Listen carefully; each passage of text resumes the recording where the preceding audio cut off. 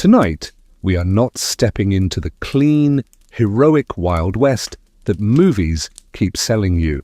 Not the polished world of noble cowboys, perfect sunsets, and dramatic men waiting in the dust for a fair fight. We are going somewhere colder, dirtier, more dangerous, and far less forgiving into the real frontier where surviving one ordinary day was already a kind of victory. You may believe you would handle it better than most people, because from here, from the comfort of your own century, hardship can look almost romantic. But the West was not called wild because it looked beautiful from a distance. It earned that name because almost everything in it, from the water you drank to the bed you slept on, could turn against you before you understood what was happening. If you enjoy these journeys into the darker side of history, a quick like or subscribe truly helps this channel reach more people who love slow, immersive stories like this. And as always, I would love to know where you are listening from tonight and what time it is in your corner of the world. There is something strangely comforting about knowing that people in different countries, different rooms and different hours are all drifting into the same story together. So dim the lights, let the room become quiet, and maybe allow a soft fan or gentle background sound to settle behind the words. Tonight, we are going to walk into the American frontier of the 1870s and see how quickly the legend begins to fall apart. Because by the time this journey is over, you may wonder whether you could have lasted even until sunset.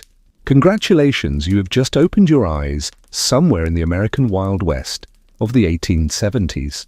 The good news is that you are about to stand inside one of the most mythologized chapters in American history. The bad news is that your chances of making it through the day have just become much worse than you probably want to admit. The first thing that reaches you is not a gunshot or a horse or some sweeping view of open country. It is the smell, thick and sour, pressing into the room before your mind is fully awake. Not fresh earth, not pine air, not the clean wilderness of imagination, but bodies that have not been washed, animal waste nearby, and the sharp possibility of human sewage lingering somewhere too close. Cleanliness out here is not a daily ritual or even a weekly one for many people. A proper bath can be something saved for rare moments, and in the colder months, some people may go astonishingly long without one.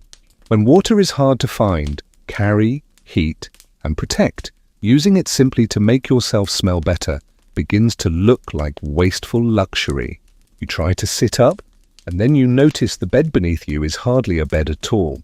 It is likely a rough mattress stuffed with straw, and if the itching on your skin means what you fear it means, you have not slept alone. What kind of morning begins with bed bugs, sour air, and a body already aching before the work has even started?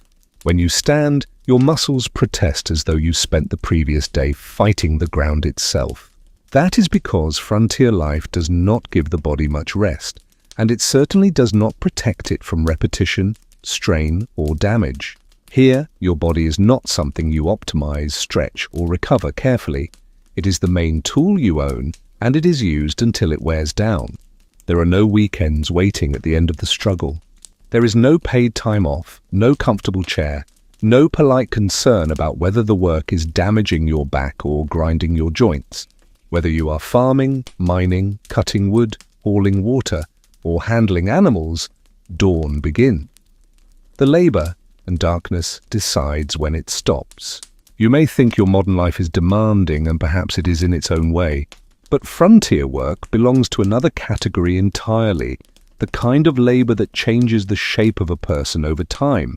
Strong men and women could be stooped, stiff, and permanently injured by their 30s, not because they were weak, but because the work never stopped asking for more. Imagine 14 hours bent over a field, or dragging water back to a cabin, or swinging an axe until your hands split.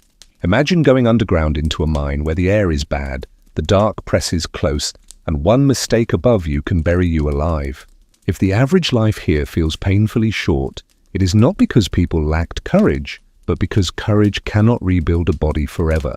The floor beneath your feet is cold, dusty, and unforgiving. If it is winter, the inside of your cabin may be so cold that waking up feels like returning to life inside a storage shed. If a fire burned during the night, it was probably allowed to fade before morning, because fuel is another thing the frontier makes you count carefully. And if it is summer, there is no mercy waiting there either. The heat sits inside clothing, inside rooms, inside your lungs, and there is no switch on a wall that can make it disappear. What would comfort mean in a world where winter enters your bed and summer follows you under every layer you own? Speaking of clothing, forget everything you have seen in carefully dressed Western scenes. Most people own very little, perhaps a couple of hard-wearing outfits that are practical, rough, and rarely truly clean. Men wear coarse trousers and shirts that rub the skin, while women carry layers of fabric that become heavy, hot, and dirty almost immediately. For women, clothing can be its own daily burden. A shift, a corset, petticoats, and a long dress may all be part of ordinary life, even when the weather makes every layer feel cruel. The elegance later attached to frontier fashion hides the reality of fabric dragging through dirt, sweat drying into seams, and garments patched again because replacing them is expensive. Then your stomach reminds you that survival has another question to ask. Breakfast is waiting, if you can call it that, and it may look painfully similar to lunch, dinner, and the next morning too. Beans, biscuits, salt meat, and bitter coffee form the kind of menu that keeps you alive without making life feel especially generous. Fresh fruit and vegetables are not casually available whenever you crave them. They arrive with seasons, distance, money, and luck, and for much of the year they may be absent almost completely. A modern person might complain about repetition after a few days, but out here, repetition is not boring. It is the structure keeping starvation slightly farther away. This is why disease caused by poor nutrition is not rare. Scurvy, the kind that makes gums bleed and teeth loosen, can still stalk settlers even though future knowledge would make it seem easily preventable. What happens to a person when the body receives enough calories to keep moving, but not enough nourishment to stay whole? You lift the coffee and hope at least that part might feel familiar. But what reaches your mouth is not the smooth, carefully brewed drink you know. It is harsh, overboiled, bitter, and sometimes altered with whatever people believe might make it more bearable. Still, it contains enough force to push you into the day and on the frontier that may be all anyone asks from it. Before you step outside, there is one more ritual you would be wise not to ignore. You check your boots because something venomous may have found shelter there while you slept. A scorpion or snake hidden in a shoe is not cinematic, but it is exactly the kind of small, stupid, deadly detail the real West was full of. Outside, the land opens around you with a beauty that is almost insulting in its indifference. The horizon may be wide, the sky enormous, and the silence strangely magnificent, but none of that means you are safe. The same land that looks breathtaking in the morning can bury you in snow, drown you in sudden water, or leave your crops dead beneath a dry sky. Weather does not arrive here as a forecasted inconvenience. It appears as a force, sometimes with barely enough warning to do anything useful. A clear morning can become a storm, a dry season can become hunger, and a beautiful sky can be only the pause before something larger begins moving toward you. Perhaps you think a town would be better.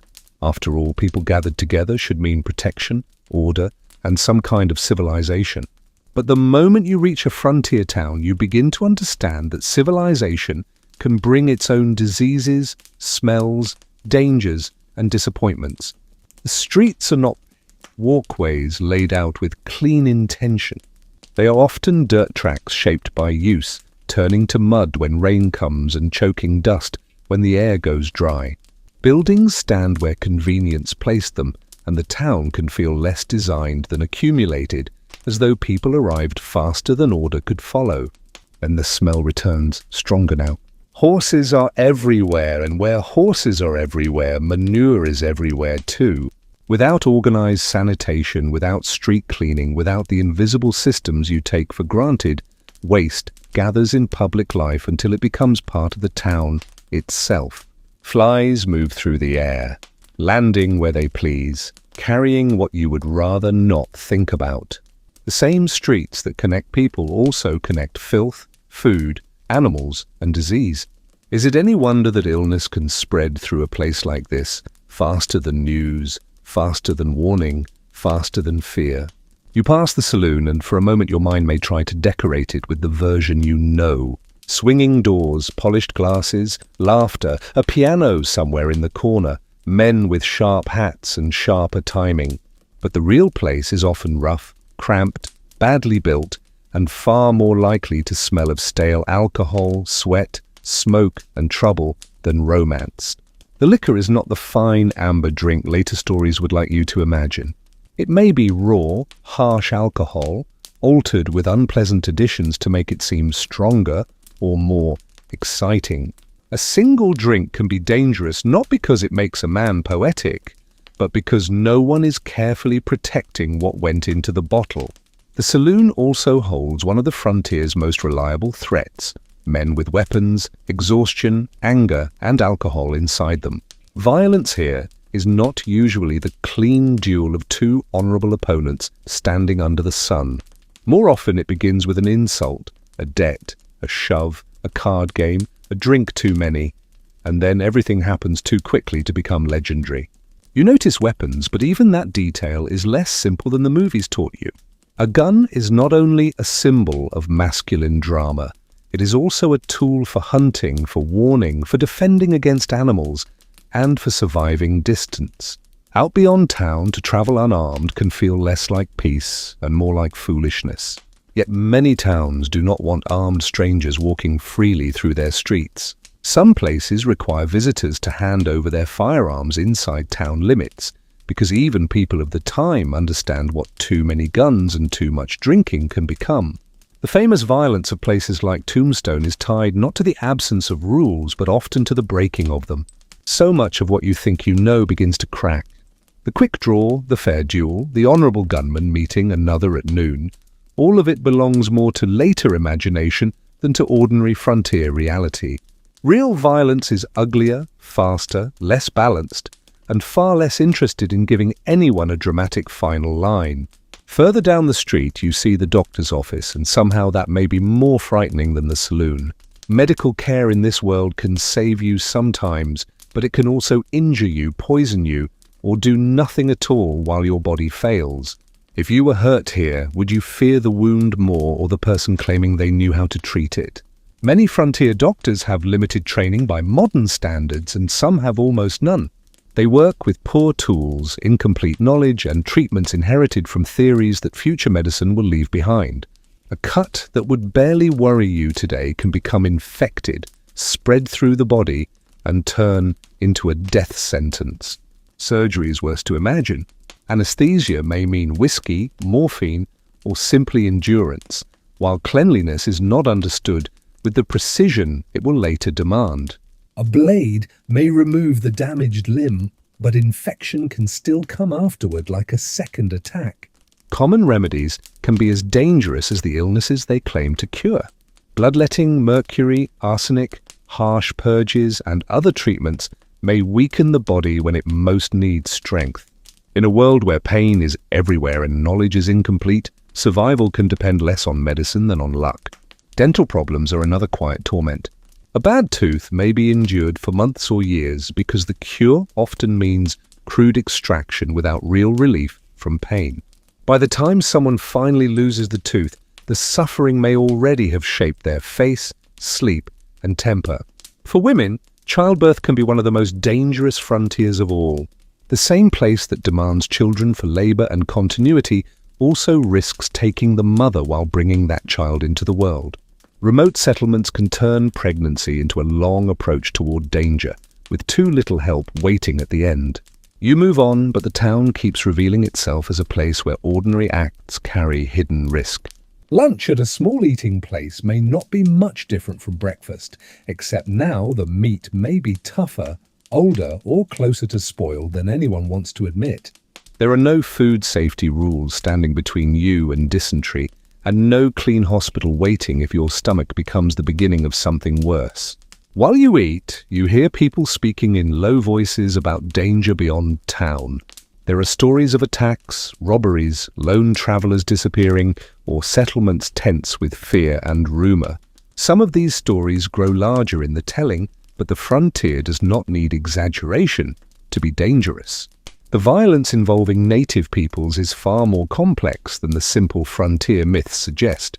Settlers often feared attacks, yet the larger history is filled with displacement, broken promises, military aggression, and the destruction of indigenous life by expanding American power. The real danger is not a simple tale of one side as savage and the other as civilized. It is a collision of survival, land, policy, and loss. Outlaws are real enough, especially where law is thin and distance protects the guilty. A sheriff may be responsible for a territory too large for any one person to control, and help may arrive long after justice is needed.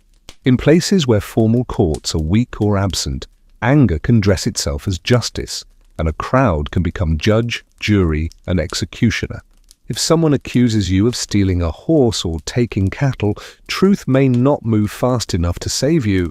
By evening, suspicion alone can harden into a rope, a tree, and a body left as warning. What good is innocence in a place where fear can reach a verdict before evidence even arrives? After lunch, you visit the general store and another frontier truth waits on the shelves. Everything you need costs more than it should because every object has traveled through distance, difficulty, and risk before reaching this remote place. A simple luxury from the East can become almost absurdly expensive by the time it sits in a dusty store at the edge of settlement. People spend heavily just to remain functional. Tools, flour, coffee, fabric, ammunition, salt, nails, medicine, and lamp oil are not background details. They are the thin line between order and collapse. Comfort is what remains after necessity has finished taking almost everything, and for many families, nothing remains. The store also reminds you of isolation. Letters arrive slowly if they arrive at all, and newspapers may carry events already old by the time anyone reads them. A person can move west and, in a very real way, vanish from the daily life of everyone they once knew. Families separated by the journey may never see one another again. News of a death, a birth, a marriage, or a disaster can take weeks or months to cross the spaces between people. How does the mind endure a world where everyone you love might as well be on the far side of time? By afternoon, clouds begin to gather and the frontier changes its expression. The same sky that looked open and calm now seems to be making a decision about you. Without reliable forecasting, storms do not give you the courtesy of preparation. They simply arrive. A blizzard can trap a traveler and turn direction into guesswork. A tornado can tear through a settlement and leave no organized rescue behind it. A flood can erase a crossing, a drought can erase a harvest, and hunger can begin weeks before the body feels it fully. If you have a home, it may protect you only modestly. A cabin, a sod house, or a rough wooden structure is not the secure shelter your modern instincts imagine. It keeps out some wind, some rain, some animals, and some cold, but never all of anything. You head back before the storm breaks, passing men on their way toward a mine. Their faces carry the tired blankness of people who know the earth can feed them or kill them depending on the day. Mining is not adventure down here. It is darkness, weight, bad air, unstable rock, and the constant possibility of not coming back up. Even those who never enter a mine are not safe from dangerous work. Farm machinery lacks protection, animals can crush or kick, axes can slip, trees can fall wrong, and one injury can end a livelihood. In the modern world, danger is often separated from work by systems and rules, but here the body stands directly between survival and disaster.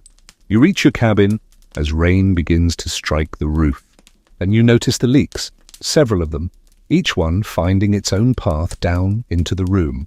You place buckets beneath the dripping water, and the sad part is that this may also be useful because clean water is never something to waste. Many settlers drink from sources shared with animals or contaminated by nearby human activity. The water that keeps you alive can also carry illness into your body without smell, color, or warning? What kind of life makes you grateful for rain leaking through your own roof? Inside the dim cabin, the storm closes around you. You sit with the sound of water, the ache in your muscles, and the strange realization that the West you inherited from stories was never really this place. There are no clean heroes here, no simple villains, only people trying to continue under conditions that ask too much from almost everyone. Evening comes early because there is no electricity to hold the dark back.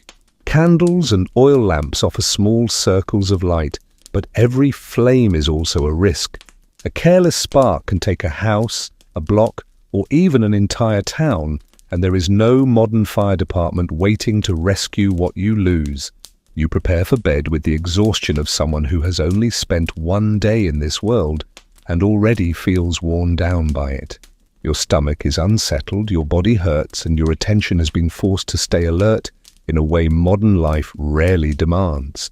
As you lie down, you begin to understand that frontier survival is not one dramatic moment, but thousands of small dangers that never stop arriving. Outside, the wind moves against the cabin like something alive. It reminds you how small a human body is out here, and how little the land cares about courage, plans, or fear. If you are fortunate enough to see morning, every hardship will begin again, and new ones will be waiting where you have not yet learned to look. The frontier does not promise another day. It allows one sometimes if the body holds, the weather turns, the food lasts, and luck chooses not to leave. In the real Wild West, survival is not guaranteed by toughness. It is earned hour by hour under pressure most modern people can barely imagine. Morning light seeps through the cracks in the cabin wall, thin and pale, pulling you out of a sleep that never truly felt safe. Your back aches from the hard bedding, your skin still remembers the insects, and the room feels colder than any room should feel after a night indoors. There is no time to lie still and recover, because the frontier does not pause just because your body is tired. You remember yesterday, the smell, the mud, the bad food, the dangerous medicine, and the strange knowledge that even a town could not fully protect you. But today, the West asks a different question. What happens when you leave the fragile shelter of settlement and try to cross the land itself? Let us say you decide to travel today. Maybe you are heading toward another town. Maybe you are joining people moving westward. Or maybe you simply believe the next place must be better than this one. That belief, more than comfort or logic, is what carried countless people across the frontier, even when the land gave them every reason to turn back. By the 1870s, one great change has already altered the continent. The transcontinental railroad connects east and west, shrinking a journey of months into something that can be measured in days. But unless you have enough money or your destination lies along the right line, that miracle of speed might as well belong to someone else. Most people still move by horse, wagon, or their own feet. If you own a horse, you are already better off than many, but even that advantage comes with costs you cannot ignore.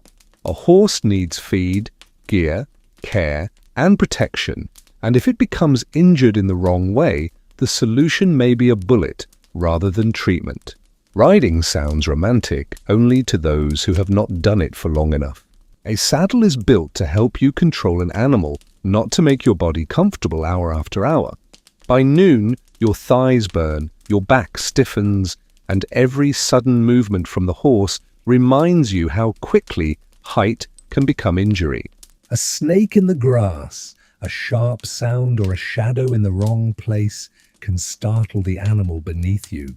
If it throws you, there may be no doctor nearby, no ambulance, and no clean room waiting with pain relief and careful hands. A broken bone out here is not only pain, it can be the beginning of hunger, infection, immobility, and death. If you cannot afford a horse, you may travel by wagon. But the wagon is not the peaceful rolling home that later paintings and films taught people to imagine. It is a wooden box of impact, vibration, and exhaustion, carrying your possessions while punishing every joint in your body. The wheels strike rocks, sink into ruts, and jolt through holes that the trail never bothered to smooth. There is no real suspension. to protect the people inside, only wood, weight, and endurance. After enough hours, the motion can make travelers sick, dizzy, and miserable, as though the land itself has become a rough sea. The road, when there is one, is barely a road at all.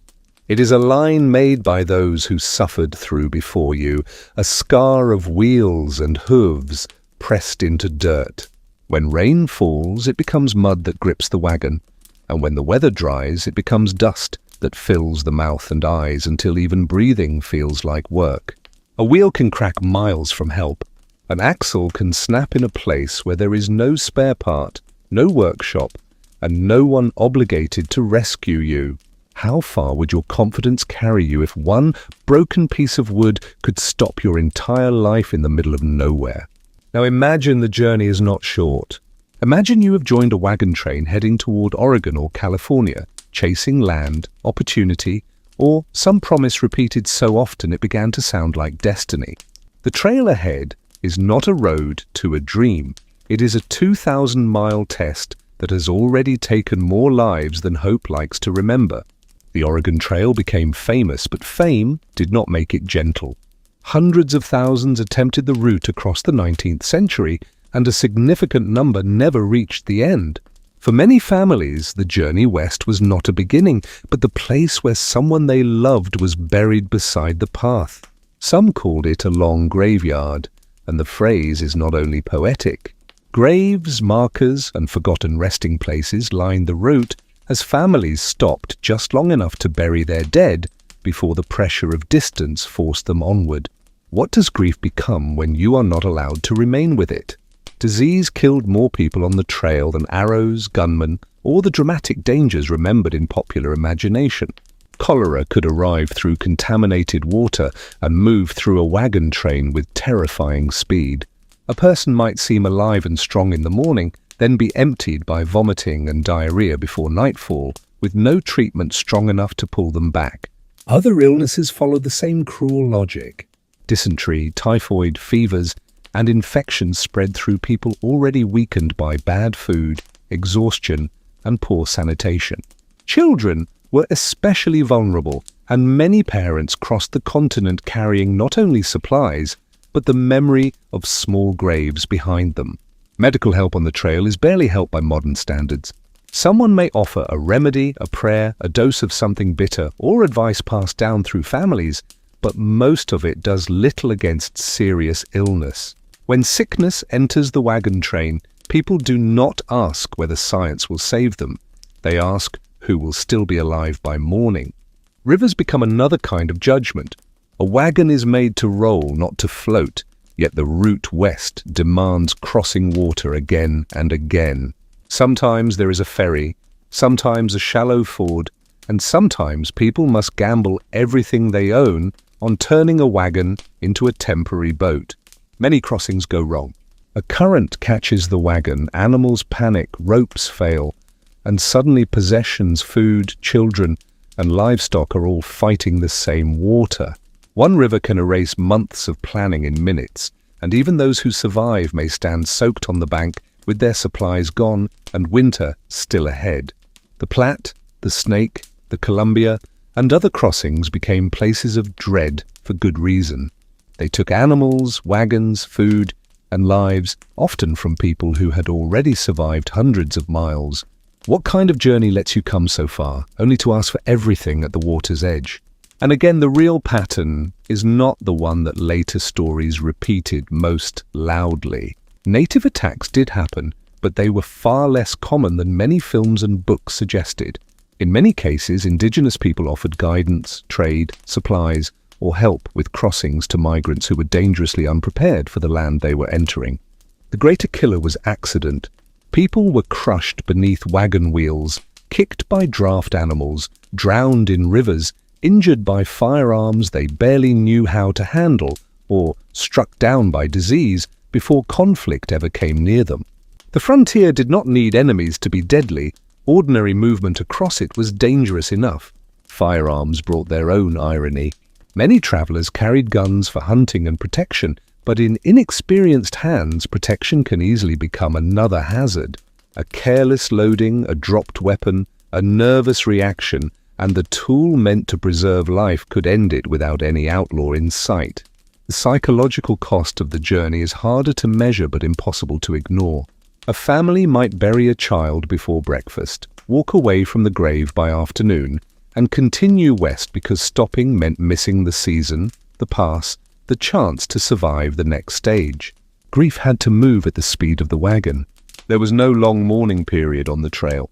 No quiet house full of relatives, no weeks to collapse, no protected space where pain could be the only thing that mattered. Loss was folded into labor, and the living were forced to keep walking beside the absence of the dead. That pressure broke people. The combination of fear, exhaustion, hunger, illness, and grief could push the mind past what it knew how to endure. Some travelers became despondent, some irrational, and some ended their own lives in a place where even despair had no privacy. If you somehow survive the whole route to Oregon or California, the story still does not become easy.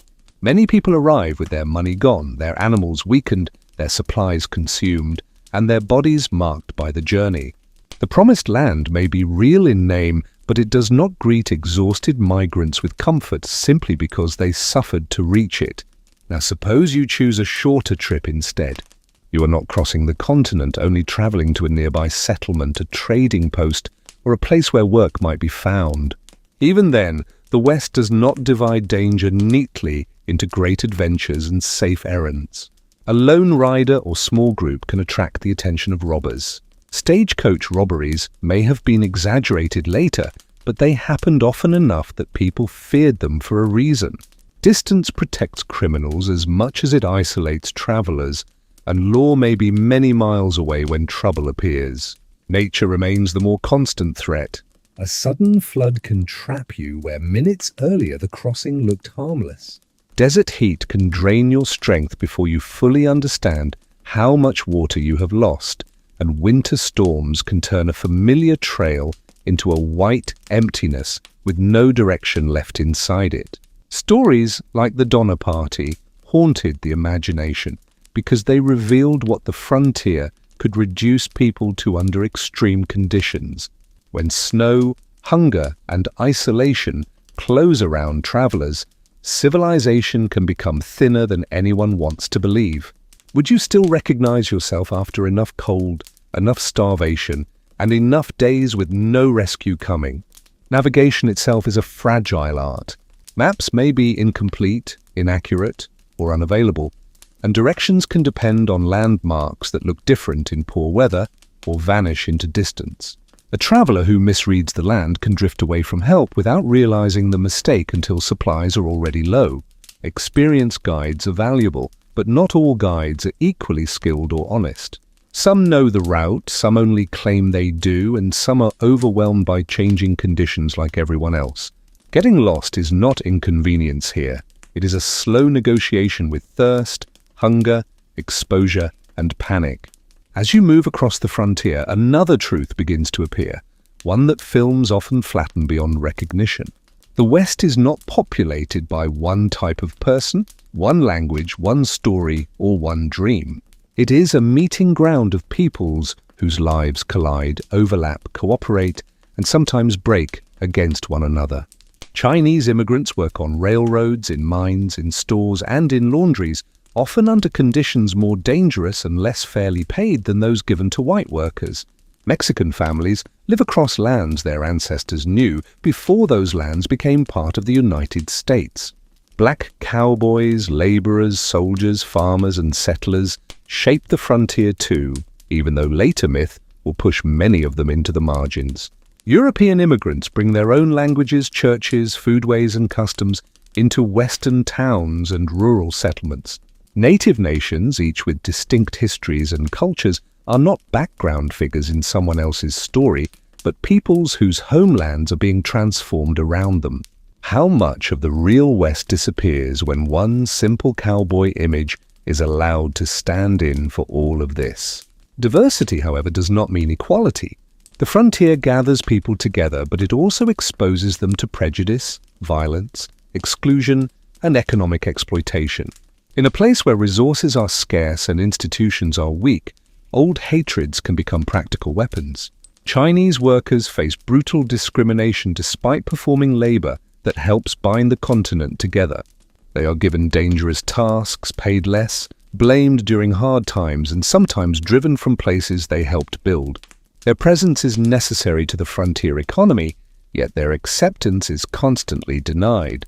Mexican landowners and families often see legal promises ignored or twisted. After the Mexican-American War, property rights may be guaranteed on paper, but paper is fragile when courts, language, money, and political influence work against you. Land can be taken by fraud, pressure, or manipulation, leaving people dispossessed in places where their families had long belonged. Black Americans who move west hoping for freedom from Southern violence and humiliation do find opportunities in some places. But they also find racism waiting in new forms, shaping wages, land access, social acceptance, and historical memory. Even when they ride the trails, build communities, and perform essential work, later stories often erase them from the picture. For Native peoples, the expansion of white settlement is not a challenge to adapt to, but a catastrophe unfolding across generations. Disease, war, forced relocation, broken treaties, and the destruction of food sources tear through nations whose lives are tied to specific land. The frontier dream for one population becomes apocalypse for another. By the end of the 19th century, the indigenous population has been devastated far beyond what simple conflict can explain. Military campaigns, government policies, starvation, forced movement, and cultural destruction all play their part. The numbers are not just statistics. They represent languages silenced, families separated, ceremonies disrupted, and worlds violently remade. The buffalo becomes one of the clearest symbols of that destruction.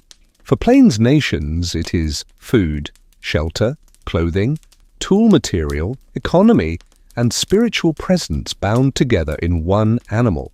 To destroy the herds is not only to remove meat from the land, but to attack an entire way of life. Reservations are presented as order, but for many native peoples they mean confinement, dependency, and loss. Land promised by treaty can be reduced, moved, or invaded when valuable resources are discovered. Even the agreement becomes unstable when the power to enforce it belongs mostly to the side that keeps breaking it. Native children are later taken into boarding schools designed to strip away language, appearance, religion, and identity. The stated purpose is assimilation, but the lived reality is cultural violence carried out through discipline, separation, and shame. What kind of civilization claims progress while teaching a child that survival requires forgetting who they are? The Western stories that reduce this history to cowboys versus Indians do more than simplify. They reverse, distort, and hide the deeper pattern of land hunger, policy, resistance, accommodation, betrayal, and survival. Many native nations tried diplomacy, trade, selective adaptation, and coexistence long before violence became the memory outsiders preferred to emphasize. As your journey continues, you think about another group often misrepresented by Western myth: women.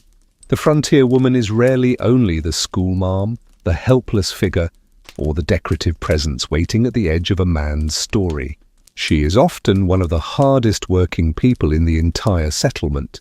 On farms and homesteads, women cook, clean, sew, preserve food, raise children, treat illness, manage supplies, and still step into fieldwork when necessity demands it. Their day can begin before dawn and continue deep into the night, not because of ambition, but because survival leaves too many tasks unfinished. A single woman's labor may hold a household together so completely that only her absence reveals the structure she was carrying.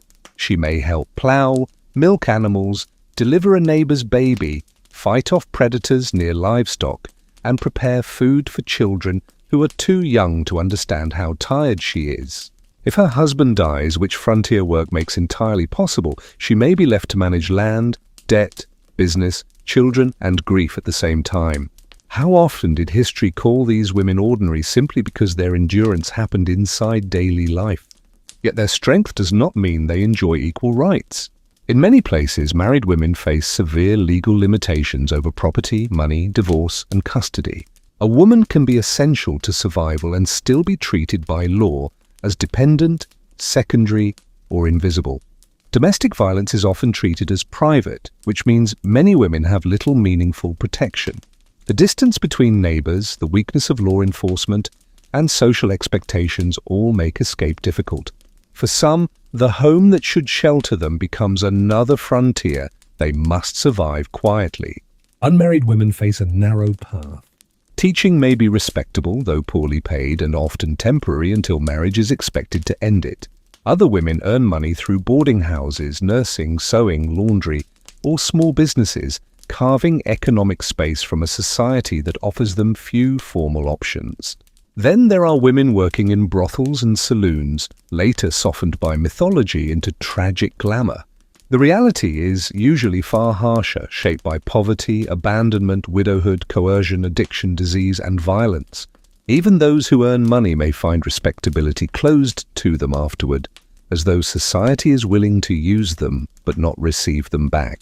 Still, the frontier sometimes creates openings not available elsewhere. In territories where women are scarce and communities need stability, women can gain leverage, respect, or public influence that would be harder to find in older Eastern settings. Some Western territories grant women voting rights earlier than the nation as a whole, not from perfect equality, but from recognition that their presence and labor are indispensable. By late afternoon, you begin to wonder what law really means in a place like this.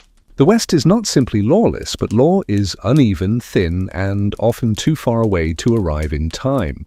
A town may have a marshal, a county may have a sheriff, and beyond that, distance begins to swallow authority. A sheriff might be responsible for thousands of square miles. He cannot patrol every trail, settle every dispute, or appear instantly when a gun is drawn or a body is found. In emergencies, he may deputize ordinary citizens, turning neighbors into temporary lawmen because there is no one else to call. Town marshals handle order inside settlements, and some are brave, practical men trying to hold chaos back with very little support. Others are drawn by the power of the badge, the money around vice, or the blurry line between law enforcement and personal interest. On the frontier, the badge does not always separate a man cleanly from the world he is supposed to control. Federal marshals exist too, but they are few compared to the size of the territories they are meant to cover. They focus on major crimes, fugitives, mail robbery, counterfeiting, and matters crossing jurisdictions. The image of one lone marshal bringing justice to an entire lawless land is powerful, but power is not the same as accuracy. Where formal law fails, vigilantes may step in. Sometimes they address genuine threats when no other structure is available.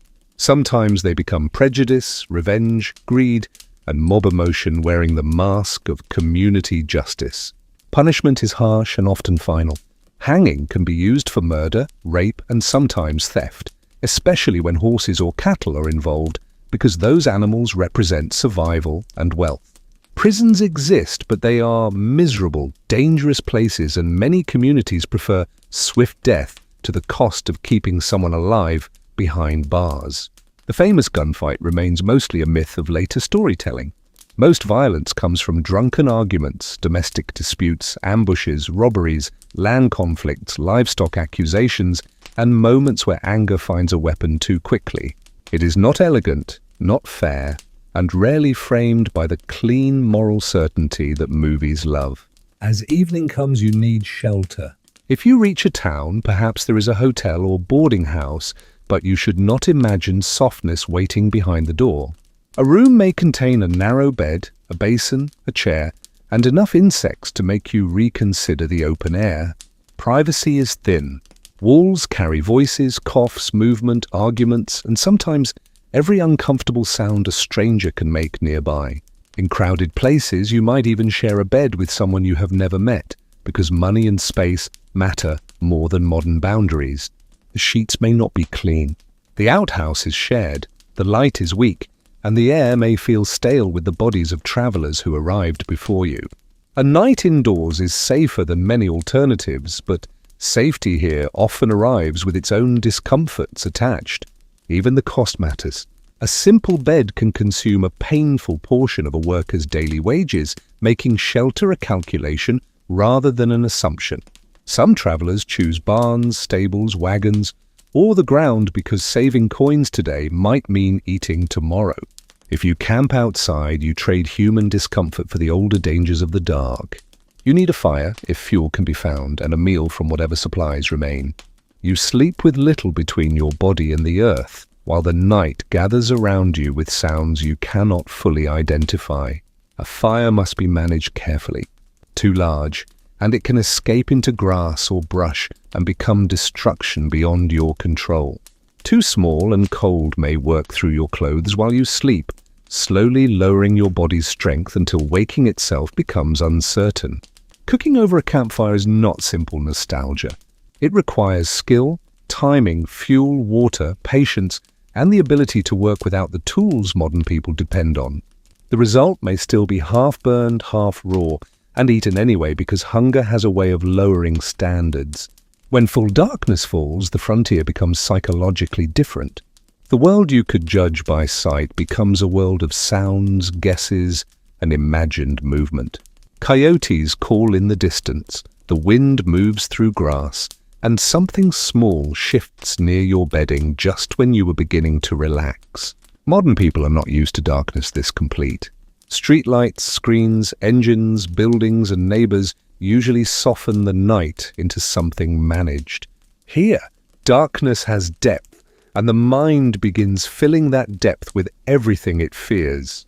Actual danger may be rare in a given hour, but vigilance never feels optional. Predators may be drawn by food, snakes or scorpions may seek warmth, strangers may approach unseen, and dawn can be a vulnerable time for those still half asleep. Even if nothing attacks you, your body spends the night preparing as though something might. This is the exhaustion frontier diaries often reveal without always naming it directly. Not only the exhaustion of work, but the exhaustion of never fully standing down.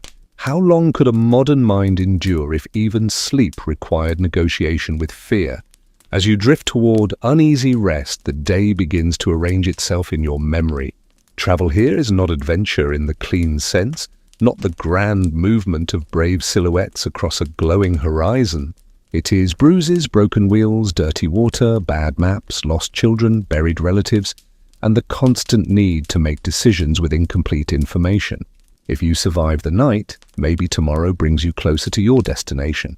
Or maybe it only brings another failure, another storm, another animal gone lame, another sickness moving through camp. The frontier does not offer second chances generously, and every mile survived is bought with risk. The darkness deepens and the sounds outside seem to grow clearer as your eyes close. Somewhere beyond you, the land continues without concern for your plans. And in that vast indifference, you begin to understand that the real Wild West was not a place of guaranteed adventure, but a place where survival itself had to be earned again every morning. Morning rises again over the frontier, and somehow you are still alive. That alone would count as an achievement here, because the night behind you held enough cold, noise, and uncertainty to break a weaker sense of safety. As you push yourself upright, you begin to wonder what this place does to people who do not merely visit it in imagination, but live inside it for years. Today, perhaps, you turn your thoughts toward fortune. You have heard the stories, because everyone has heard them, of gold found in riverbeds, silver pulled from mountains, and ordinary men becoming rich so quickly that the whole world seemed to tilt in their favor. But the frontier is very good at turning promises into traps, and few traps were more powerful than the dream of striking it rich. So let us say you try mining. Before you ever touch gold, you need a claim, and by the 1870s the easiest ground has often already been taken by men who arrived years before you. What remains may be remote, difficult, poor, or already watched by people with more money, better equipment, and fewer reasons to be fair. If you find a possible site, there is still paperwork, fees, travel, tools, food, and time before the dream can even begin to test you. A claim is not wealth. It is only permission to work yourself nearly to collapse in the hope that the earth may contain something worth selling, how many men mistook the right to dig for the promise of a fortune waiting beneath them? If you begin with placer mining, searching for loose gold in streams, the work looks simple only from a distance. You stand bent for hours in freezing water, washing sediment through a pan or sluice, while your hands grow numb, cracked, and raw. At the end of the day, after all that cold and pain, you may find nothing more than tiny flakes worth less than the food you ate to keep working. Your back becomes part of the cost. The posture alone can punish the body, keeping you folded over rock and water until standing straight feels strangely difficult. The gold, if it appears at all, does not arrive like treasure. It arrives like insult, a few dull specks after a day of suffering. Hard rock mining is worse. Now you are no longer crouched beside a stream, but moving into the mountain itself, where darkness, bad air, and unstable stones surround you. The deeper you go, the more the earth feels less like opportunity and more like something waiting for one mistake. Tunnels can collapse without warning. A support beam may fail, rock may shift, and in the sudden violence of falling stone, a man can be crushed before anyone has time to shout. If you survive the collapse, you may still be trapped in darkness while the air thins and the men outside decide whether rescue is even possible. Bad air is a silent killer. A shaft can fill with carbon monoxide or other deadly gases that offer little warning before the body begins to fail. What kind of enemy kills without face, without sound, without even the mercy of letting you know when to run? Blasting adds another layer of danger. Black powder or dynamite can tear rock apart, but it can also tear apart hands, eyes, faces, and lungs when a charge goes wrong. The explosion that is supposed to open the mountain can instead become the last thing a miner hears. Even the noise leaves damage behind. Repeated blasts, hammering, drilling, and collapsing stone can steal hearing slowly until silence arrives not as peace but as injury. The frontier does not always kill quickly. Sometimes it simply takes pieces of a person and allows him to keep working. The dust may be worse because it hides inside normal breathing.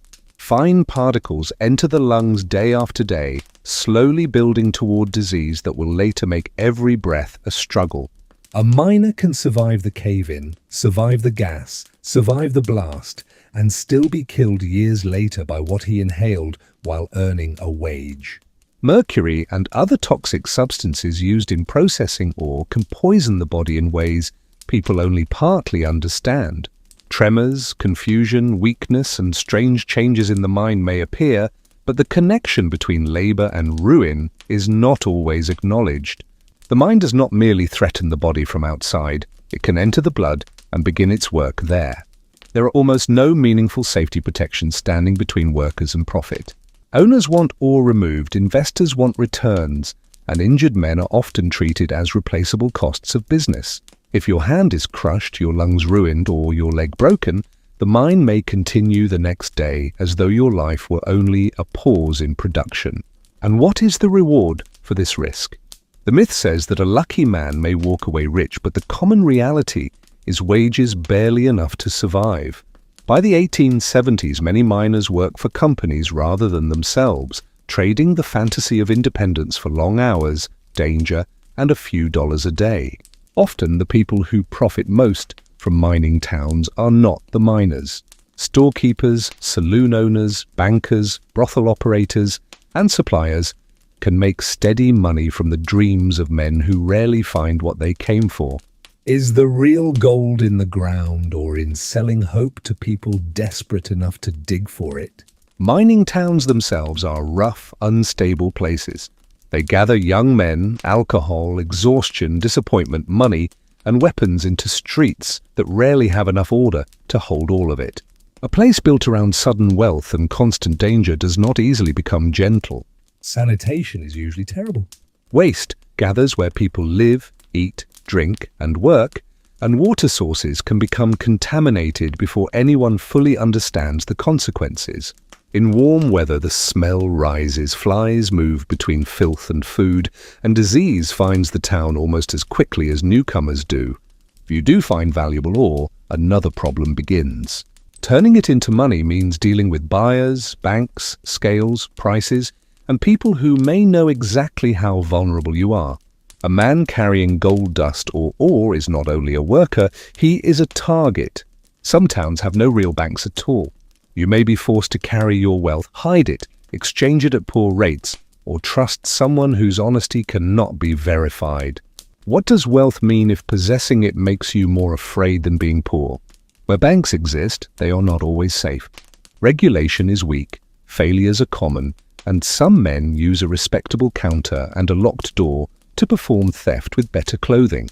A miner can survive the mountain and still lose everything because the person holding his money vanishes overnight. Paper money is not always reassuring either.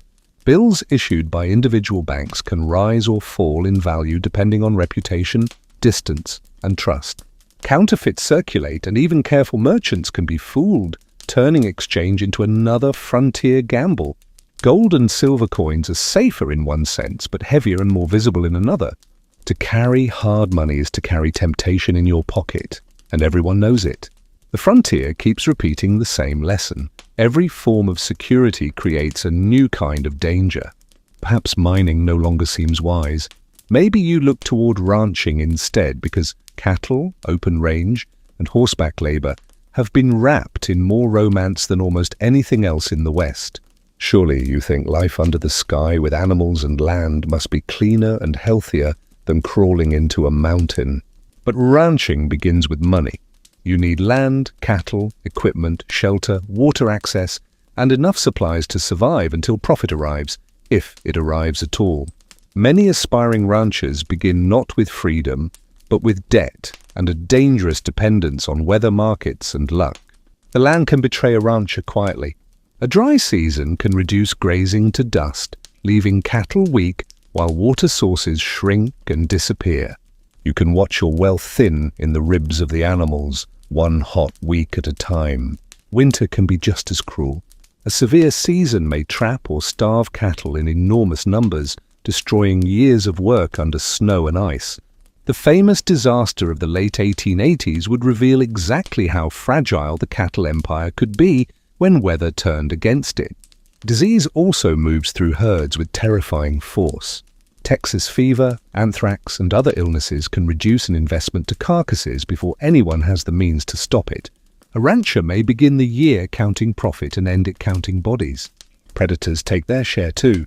Wolves and cougars threaten calves and weakened animals, while injuries, poisonous plants, and bad terrain claim others. The frontier does not attack from one direction. It nibbles, strikes, sickens, freezes, dries, and waits for you to miscalculate. Then there are the cattle drives, perhaps the most romanticized labor of all. The later image is freedom, dust, songs, and men riding across open land with an almost mythic independence. The reality is exhaustion so deep that sleep becomes something stolen in fragments. Cowboys on drives can work brutal hours while moving thousands of animals across difficult country. They are often young, underpaid, and far from the glamorous heroes built by later films.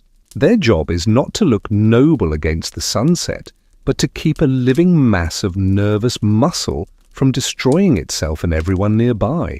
River crossings are moments of dread. If the herd panics in water, animals collide, pile up, drown, and drag riders into danger with them. A cowboy can survive storms, thirst, and sleepless nights only to die because cattle chose fear all at once. Stampedes are even more terrifying.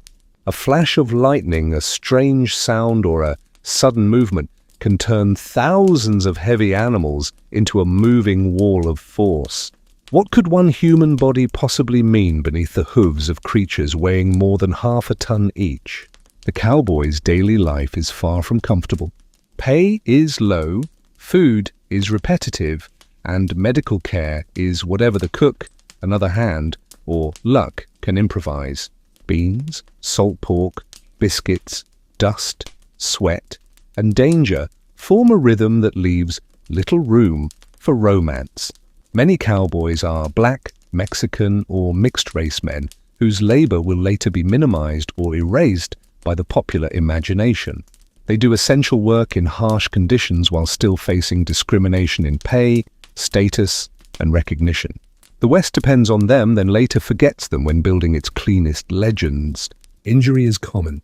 A fall from a horse, a kick from a steer, a rope burn turned infected, or exposure after a storm can become life-threatening quickly. A young cowboy may look tough, but toughness does not disinfect a wound or set a broken bone straight. So perhaps you step away from ranching too. Farming seems at first more stable, more rooted, more natural, as if growing food should offer a safer path through the frontier. And the Homestead Act has made the dream sound almost irresistible, land for those willing to live on it and improve it. 160 acres sounds generous when spoken in a crowded eastern city or printed in a hopeful notice. But in dry western regions, that amount of land may not be enough to support a family using methods familiar to settlers from wetter climates. A promise measured in acres can become a punishment when the soil, rain, and climate refuse to cooperate. Before crops, there must be shelter. On treeless plains, that often means a sod house, cut from the earth itself and stacked into walls. It sounds resourceful, and it is, but living inside it can mean dampness, darkness, insects, snakes, leaks, and constant repair. The home becomes part shelter, part burden. Rain can seep through, dirt can fall from the ceiling, and the walls themselves remind you that you are living inside material never meant to feel clean. Would you still call land free if the first thing it demanded was a house carved from the ground? Then comes the work of breaking the prairie. The grasses have held the soil with deep roots for generations, and the plough does not pass through easily. Each acre must be forced open through effort that can damage backs, shoulders, hands, and hope. Preparing even a small field may take far longer than expected. The equipment is limited, animals tire, tools break, and the body must absorb what machinery cannot. Many settlers discover that ownership of land means very little until the land can be made to produce. Once planted, the crops remain vulnerable from every side. Too little rain, too much rain, frost at the wrong moment, heat at the wrong time, and insects arriving in clouds can all destroy the year. Grasshoppers can strip fields so completely that the work of months disappears as if swallowed by a living storm. Illness inside the family can be as dangerous as weather. If crucial planting or harvest days are lost because someone becomes sick, the result may be hunger months later. On a frontier farm, one fever does not only threaten a person, it threatens the calendar that keeps everyone alive. Women often work through pregnancy, recovery, exhaustion, and illness because the work cannot simply wait. A baby may be born, and within days the mother may still need to cook, clean, preserve food, tend children, or help in the fields. The frontier offers no gentle pause for the body to heal. Accidents take farmers too. Tools break, animals panic, wagons overturn, storage bins collapse, and grain itself can suffocate a person who falls into it. The ordinary machinery of survival becomes dangerous because nothing is protected, regulated, or designed with modern safety in mind. Isolation presses heavily on farm families. A neighbor may live miles away, and a visit can require time, weather, animals, and energy that no one has in abundance. For women especially, the loneliness can stretch for weeks until silence begins to feel less like peace and more like pressure. Some settlers experience what was often called prairie madness. The phrase points toward depression, anxiety, despair, and sometimes psychological collapse under loneliness, hard weather, repetitive labor, and fear. How long could you live inside distance before distance began living inside you? Even successful farming does not guarantee security. Crops must reach markets, and transportation can be expensive, slow, and controlled by interests far more powerful than one small family. Railroads and large companies can shape prices in ways that squeeze farmers from both sides. Low payment for crops and high cost to move them. So perhaps wage work seems safer. A job in a town, mill, railroad crew, workshop, or construction site might at least spare you the full financial risk of land, animals, or mining claims. But wage labor on the frontier carries its own hidden blade. Industrial safety barely exists. Machines have exposed parts, buildings rise without modern protections, and workers rely on reflexes, luck, and the hope that nothing fails while their body is near it. One mistake can remove fingers, crush limbs, or send a man falling from a height. No one should be working without protection. Railroad work is especially brutal.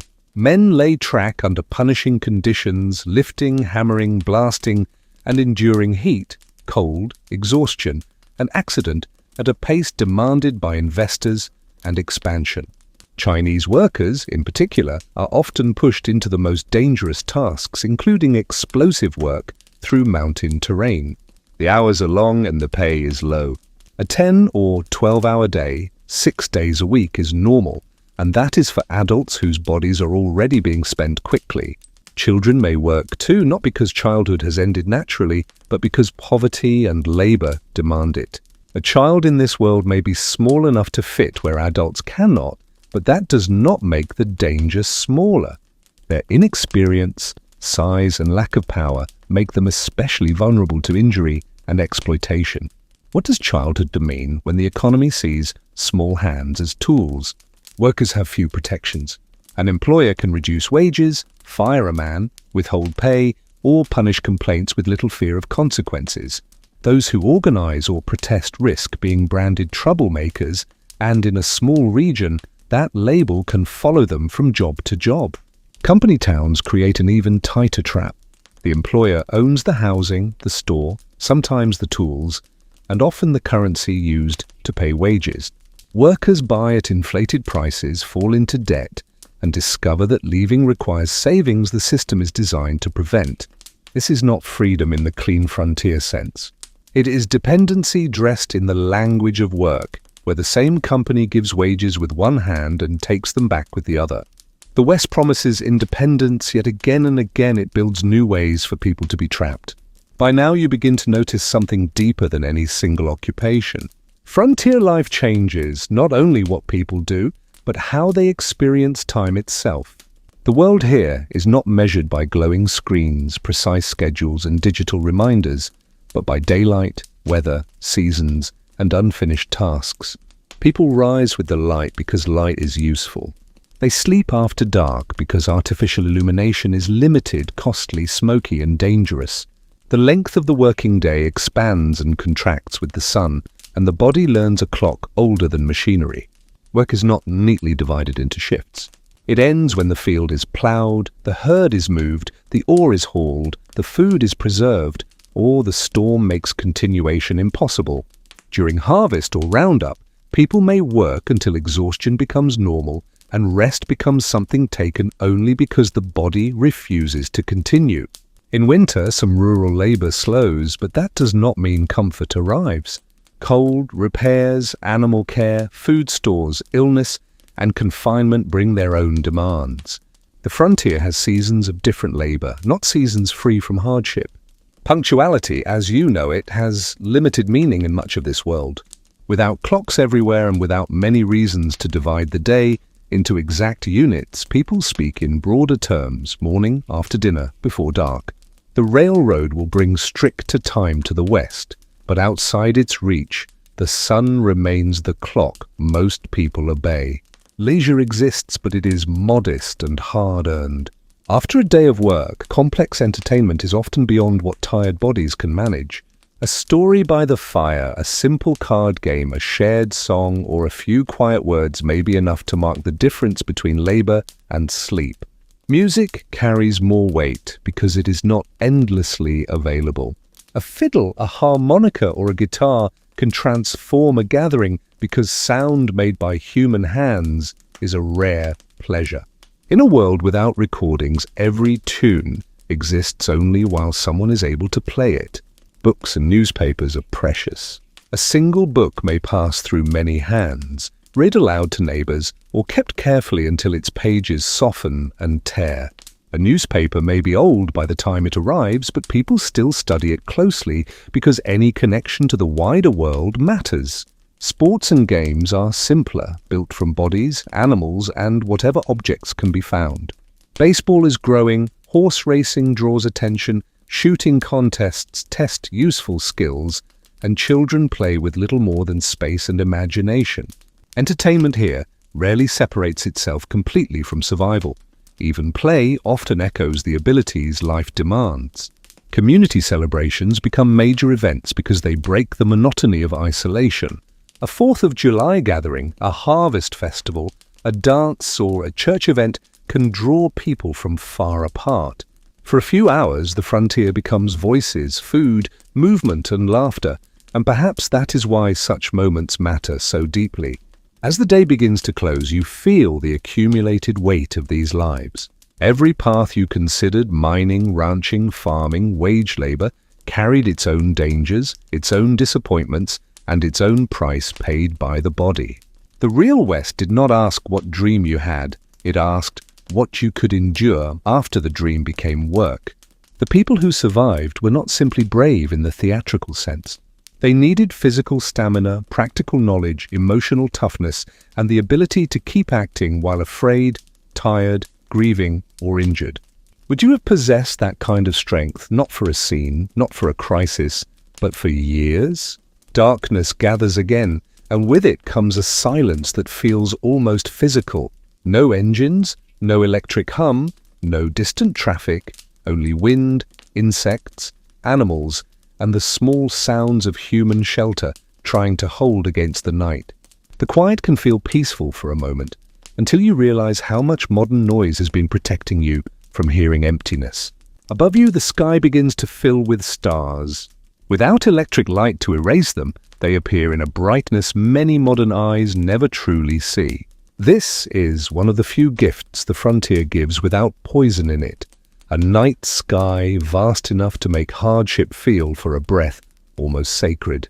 And yet even beauty here does not cancel danger. The same stars shining over you shine over graves, empty cabins, failed claims, abandoned farms, and trails marked by loss. As sleep draws near, the West seems both magnificent and merciless, and you begin to understand why its truth is more powerful than any legend made from it. Morning comes again in the Wild West, and with it comes hunger. Not the mild hunger of waiting for a convenient meal, but the kind that reminds you food is never automatic here. Every bite has a history of labor behind it, and every empty shelf carries the possibility of something much darker ahead. You begin to understand that eating in the 1870s frontier is not about choice. It is about what can be grown, hunted, preserved, afforded, carried, or endured. The modern idea of variety, freshness, and convenience feels almost absurd when breakfast itself depends on weather, distance, and survival skills. There is some good news, at least in certain regions. Game animals may still be present, and a skilled hunter can sometimes bring in meat that changes the entire mood of a household. But hunting is not a casual weekend activity here. It costs ammunition, takes time, requires knowledge, and can pull a person away from work that cannot wait. A bullet used for hunting is a bullet not saved for protection. A day spent searching for deer or rabbit is a day not spent repairing fences, gathering fuel, hauling water, or preparing for winter. What looks like abundance from a distance becomes complicated when every decision steals strength from another necessity. Most families rely heavily on foods that can last. Beans, corn, flour, salt pork, biscuits, and coffee become the repeated architecture of survival. They fill the stomach, but they do not always nourish the body in the ways a person needs over months of repetition. Fresh fruits and vegetables appear only when the season, location, and household fortune allow them. For much of the year, especially in winter or early spring, a frontier table may be almost completely absent of anything fresh. The body continues working, but quietly, deficiencies begin to write their own story beneath the skin. Scurvy is not some distant sailor's curse in this world. It can appear wherever vitamin C is missing long enough, bringing bleeding gums, loosened teeth, aching joints, and weakness that turns ordinary labor into punishment. How frightening would it be to lose your teeth not to age, but to the emptiness of your winter diet? Other deficiencies shape children as they grow and adults as they age. A person may not starve in the obvious sense and still be underfed in deeper, slower ways. The frontier can keep you alive while steadily reducing the strength with which you live. Preserving food is therefore not a hobby, tradition, or charming domestic skill. It is survival work, and much of it falls heavily on women who already carry more labor than the day can reasonably hold. When food is abundant, it must be captured for the months when the land gives little or nothing. Meat must be salted, smoked, or dried before it spoils. These methods help it last, but they change flavor, texture, and nutritional value while loading the diet with salt. The food that keeps a family from hunger may also bring its own quieter burdens to the body. Vegetables can be pickled or fermented. Fruit can be dried or preserved with sugar when sugar is available, which is not always. Root vegetables may be stored underground in cool spaces if the family has the knowledge, tools, and luck to keep them from rot. A mistake in preservation can be deadly. Food that looks usable may carry sickness, and a badly prepared supply can poison the same family it was meant to save. In a world without refrigeration, smell, memory, and experience become the thin defense between nourishment and danger. Stored food attracts other lives too. Rats, mice, insects, and worms find their way into flour, beans, grain, and dried goods. Most families learn to tolerate a level of contamination that would horrify a modern kitchen, because throwing everything away might mean not eating. Cooking itself demands labor before the meal even begins. A stove or hearth needs fuel, and fuel has to be gathered, cut, carried, or improvised from whatever the land provides. In places where wood is scarce, dried manure or twisted grass may become the fire beneath the family's food. Water must be hauled, not a glass, not a bottle, not a quick turn of a tap, but heavy buckets carried again and again for cooking, drinking, washing, and animals. How different would your day feel if every mouthful of water had first passed through your arms, back, and shoulders? Meals are prepared over heat that is hard to control. A pot can scorch, bread can burn outside and remain underdone inside, and the cook must manage smoke, flame, fuel, and timing with practiced attention. The simplicity of frontier food is not evidence of laziness, but proof that every extra step costs energy. Flavor is limited by distance and money. Spices are rare, sugar is treasured, coffee is valuable, and anything imported from far away must justify its place in the household economy. A modern palate, trained by abundance, would likely find the frontier table repetitive, harsh, and painfully plain. Fresh milk exists only if a family keeps a cow and only when that cow is producing. Butter, cheese, and other comforts require equipment, time, and skill, not just desire. The more you look closely, the more even ordinary foods begin to seem like small achievements wrestled from difficult conditions. It is true that obesity is rare here, but that fact should not be mistaken for health or balance. People are lean because they work constantly, eat limited diets, consume little sugar, and often live close enough to scarcity that the body never truly relaxes. Many are undernourished even when they are not visibly starving. Their muscles carry them through work, but their teeth, bones, immune systems, and energy tell another story. The frontier does not always empty the plate. Sometimes it empties the person slowly. Now imagine being born into this world rather than merely visiting it in thought. Childhood on the frontier is not the protected season modern people often imagine children deserve. It is shorter, harsher, and tied to family survival, almost from the moment a child can follow instructions. A child of 6 or 7 may already have real responsibilities. They gather eggs, watch younger siblings, tend small animals, fetch water, pull weeds, carry kindling, and perform the countless small tasks that keep adults free for heavier work. These are not cute chores designed to teach discipline. They are economic contributions in a household that needs every capable hand. By 10 or 12, many children work beside adults with frightening seriousness. Boys may follow fathers into fields, barns, shops, or herds, learning by doing because the work itself is the lesson. Girls may learn with mothers the enormous labor of cooking, sewing, preserving, cleaning, healing, and caring that holds the household together. This early responsibility changes what childhood means. Children are not shielded from birth, death, slaughter, illness, violence, or fear, because all of these are woven into daily life. What would innocence look like in a place where a child learns so early that animals bleed, siblings die, and winter must be prepared for before it arrives? Schooling exists unevenly. In more established towns, a school may operate for part of the year, often when farm labor is less demanding. One teacher may face children of many ages in a single room, each at a different level, each bringing the fatigue and expectations of frontier life with them. The building itself may be cold, hot, cramped, and poorly supplied. There may be a few shared books, slates wiped and reused, and paper treated as something too valuable to waste. Education is present, but it is fragile, interrupted by labor, weather, family need, and the limits of the community. Discipline is harsh by modern standards. Whipping, striking, and public humiliation are often considered acceptable responses to misbehavior or failure to memorize lessons. A child learns reading and arithmetic under the same world that teaches pain as a normal tool of correction. In remote places, there may be no school at all. Some parents teach at home with whatever books they own, but others can offer only the most basic literacy, if that. Practical knowledge becomes the curriculum: weather signs, animal behavior, planting, repair, first aid, and the countless skills that decide whether a family survives. Child mortality shadows everything.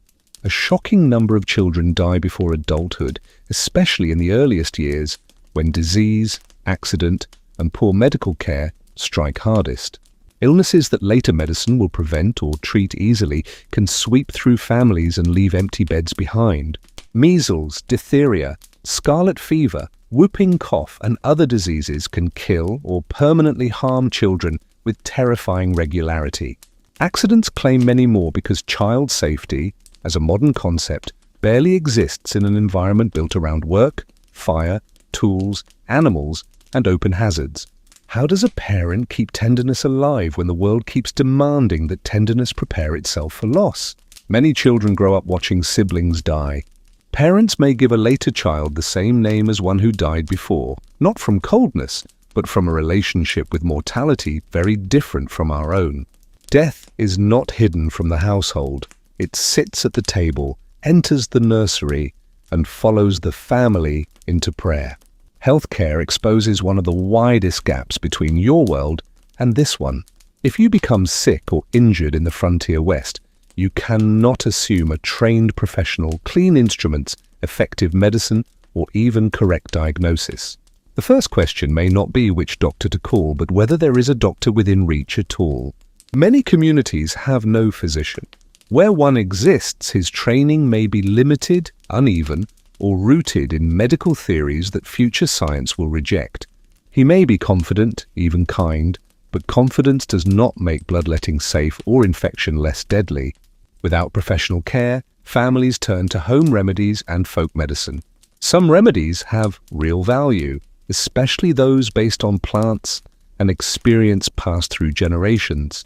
Others are useless, dangerous, or harmful precisely because desperation makes almost anything seem worth trying. Women often become the practical healers of frontier communities. They assist in childbirth, treat wounds, prepare herbs, sit with the fevered, and carry knowledge that formal institutions may ignore. Their care can save lives, but they are still working inside a world with too few tools and too many threats. Common treatments can weaken the patient.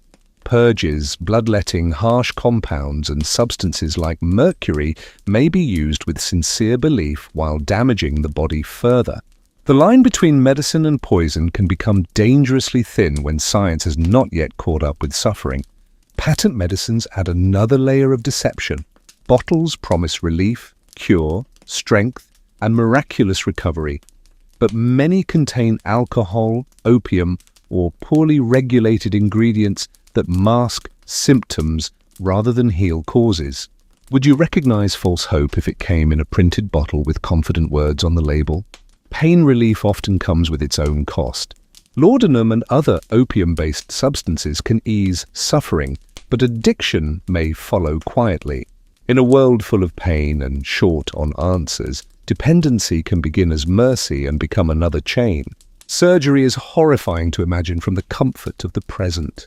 Without reliable anesthesia beyond alcohol, opium, or limited substances, patients endure procedures with a level of pain modern people rarely have to consider. The body is held down, the blade does its work, and survival depends on speed, luck, and what happens after. Sterilization is poorly understood or inconsistently practiced. A saw, knife, or instrument may be wiped clean and still carry deadly infection into the wound.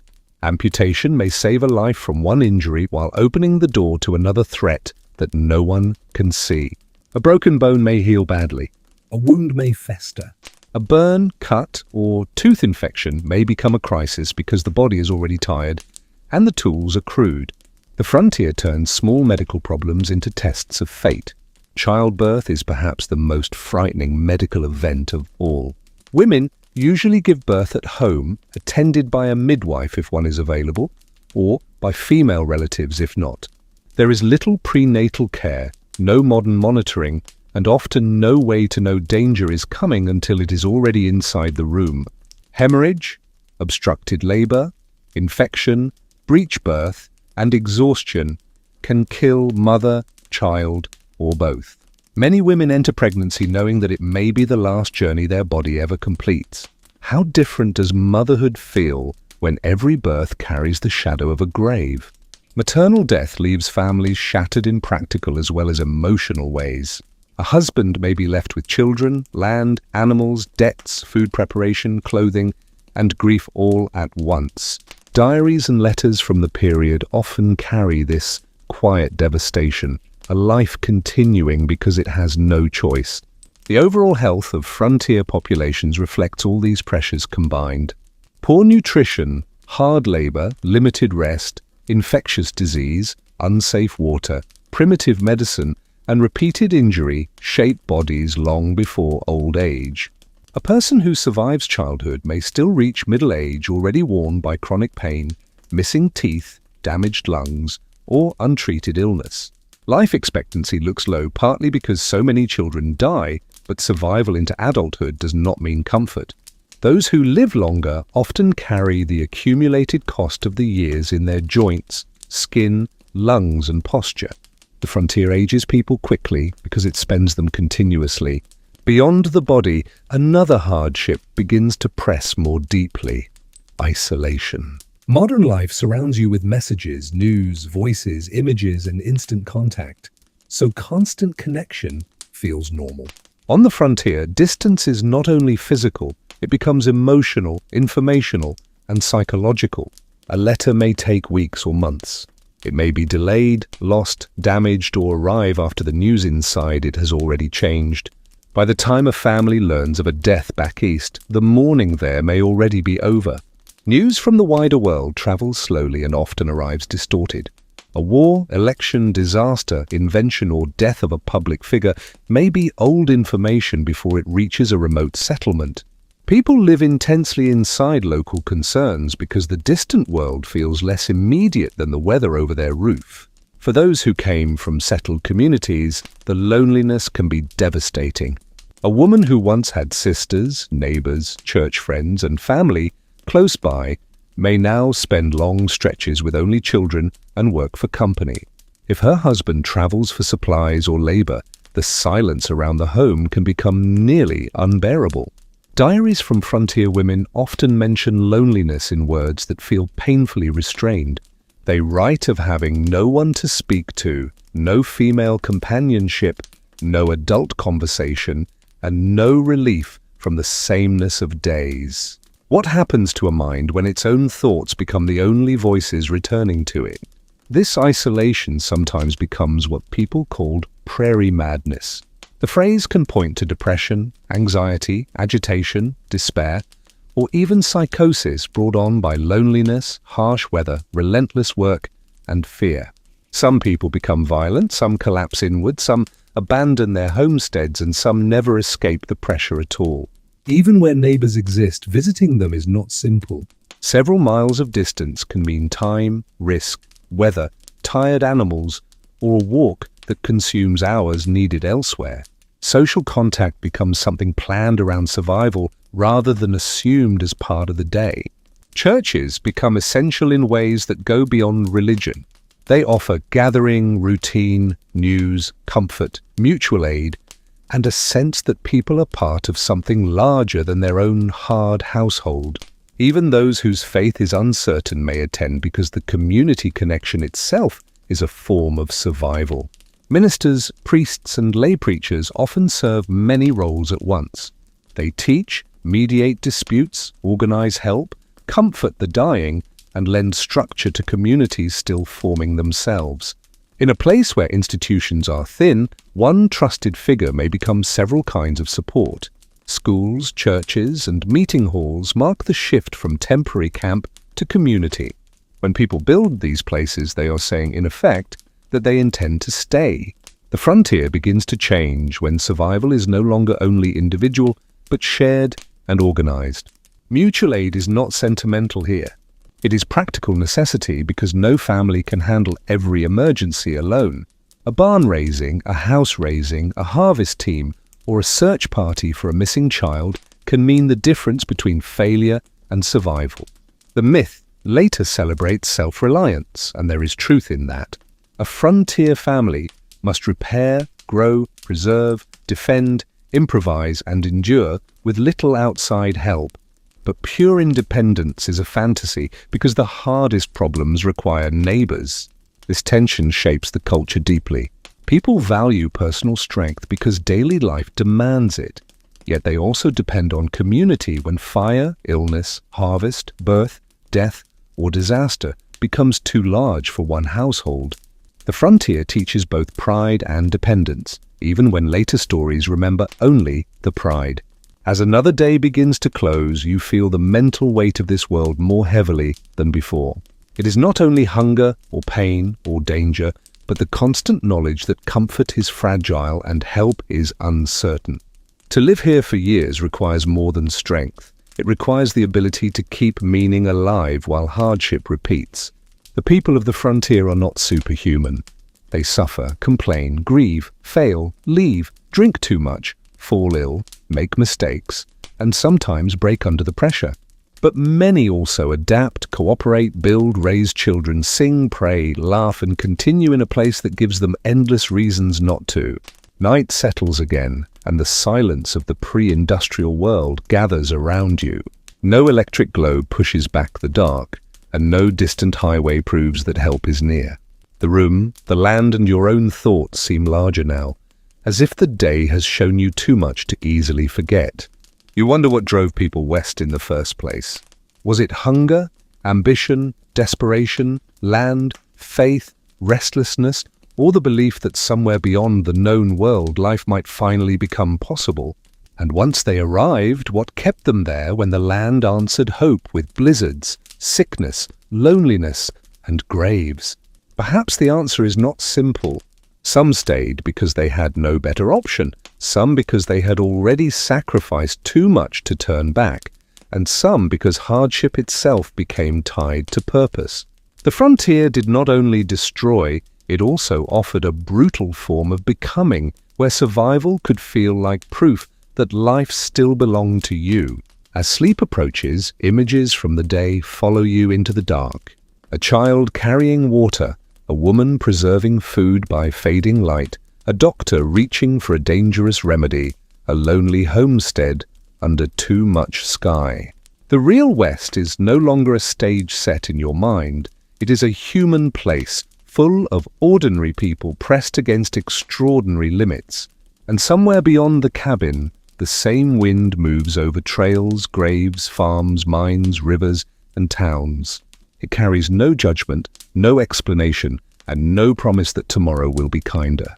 But if morning comes, it will reveal the final layer of this world, the one where beauty, conquest, destruction, myth, and memory begin to merge. Dawn arrives on what feels like the last stage of your journey through the real Wild West. Golden light spreads over the land, and for a moment, even after everything you have seen, you understand why people were drawn here. There is beauty in this place, raw and enormous, the kind that can make suffering feel briefly surrounded by something almost sacred. But beauty is not mercy.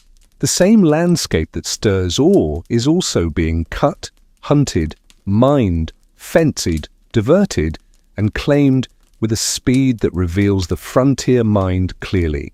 Nature here is not usually treated as something to preserve, but as something to use before someone else uses it first. Timber falls wherever settlement, railroads, mining, or construction demand it. Streams are altered for irrigation, polluted by mining, or forced into the service of industries that care little for what happens downstream.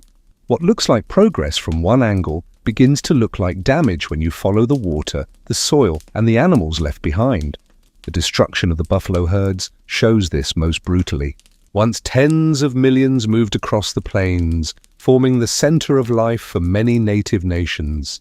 By the late 19th century, their numbers had collapsed so severely that what had seemed endless was nearly gone. This was not only careless hunting, it was also strategy, policy, and violence carried out through the destruction of a people's primary source of food, shelter, tools, and spiritual meaning. To kill the buffalo was to weaken the nations that depended on them, forcing hunger to do part of the work that armies and treaties could not finish alone. Government officials and military leaders understood the relationship between the buffalo and plains peoples. Whether every famous quotation was spoken exactly as remembered matters less than the larger truth those words reflect. The destruction of the herds served the expansion of settlement by striking directly at the foundation of native life. For native nations, westward expansion was not simply a loss of land. It was the breaking of economies, ceremonies, seasonal movements, food systems, kinship structures, and sacred relationships with place. How do you measure the destruction of a world when that world is not only territory, but memory, language, and identity? By the 1870s, many indigenous communities face impossible choices. They can submit to reservations, resist with diminishing resources, attempt accommodation, or endure policies designed to reshape them beyond recognition. None of these paths is truly free when the pressure comes from a government, an army, settlers, and markets moving together. Reservations are often presented as solutions by those imposing them. For the people forced onto them, they can mean poor land, restricted movement, dependency on unreliable rations, and the constant fear that even this reduced space will be taken again. A treaty signed today can become meaningless tomorrow if gold, rail access, grazing land, or political convenience enters the story. The boarding school system adds another wound. Native children are taken from their families and placed in institutions built to sever them from language, hair, clothing, ceremonies, and ancestral ways. The goal is not only education, but transformation through erasure. A child arriving at one of these schools may have their name changed, their hair cut, their speech punished, and their memories treated as obstacles to be removed. What does it do to a child when the adults in power insist that love for their own people is something shameful? The trauma does not end with one generation. It moves through families long after the school doors close. Armed resistance, when it happens, is often remembered only through isolated battles. But each battle belongs to a much larger story of treaty violations, land seizure, military pressure, hunger, and desperate defense. The Battle of the Little Bighorn becomes famous partly because it disrupts the expected story of American victory, but it does not reverse the larger machinery moving against native nations. After such victories, retaliation often becomes harsher. Villages are attacked, non-combatants suffer, and military campaigns push surviving groups toward confinement. The frontier legend prefers clean battles, but the reality includes women, children, burned lodges, vanished food, and the slow closing of every escape. The tragedy deepens because many native societies possess sophisticated knowledge of land, agriculture, governance, trade, and ecology.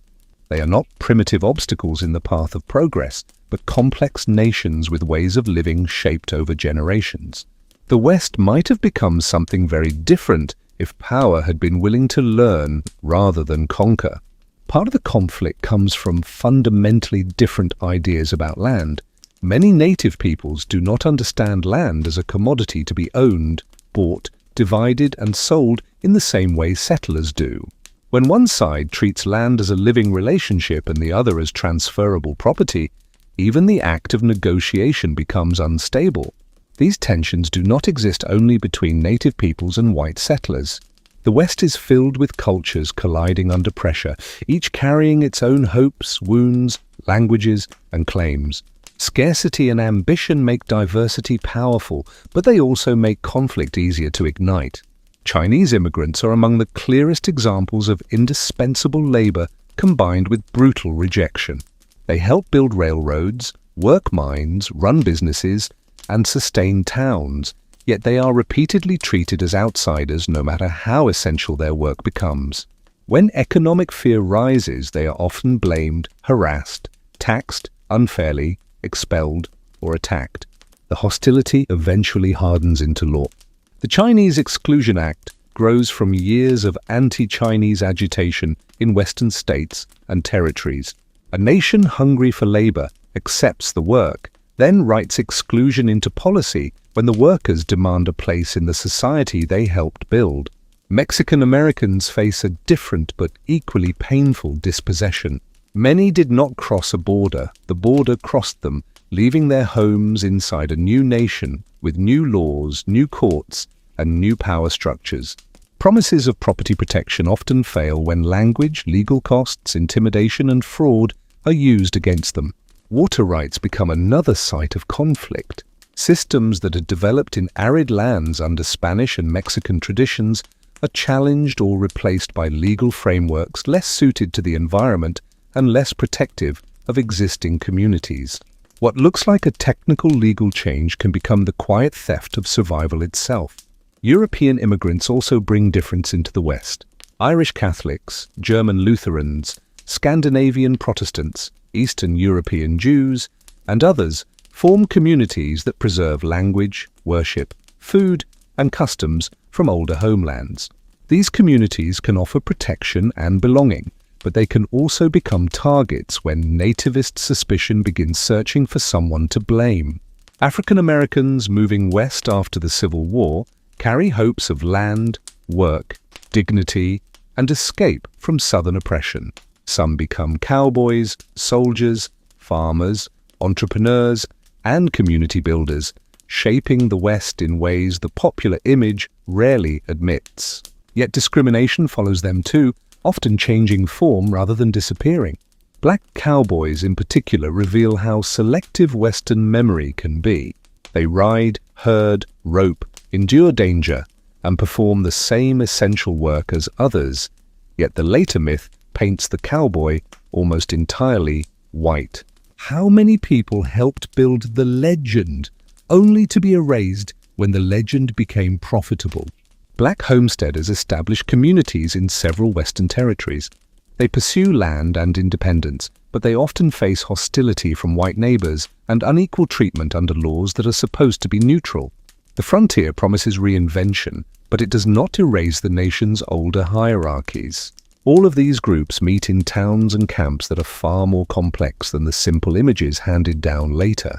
Languages overlap in streets, churches divide and gather people, labor hierarchies shape daily life, and power decides whose customs are tolerated and whose are suppressed.